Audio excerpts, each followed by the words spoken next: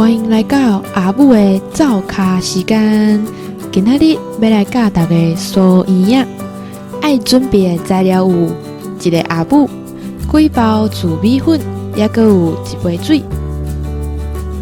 首先，把糯米粉倒好出来，然后掺一寡水入去。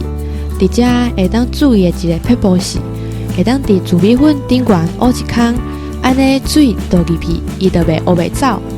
然后，把水甲糯米粉甲炒好焦了，就会当开始甲因炒好几地咯。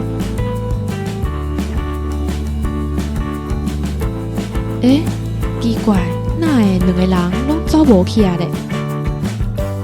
原来阿母是去摕红壳粉来染色，家己人要食的，当然嘛爱摕较天然的食材。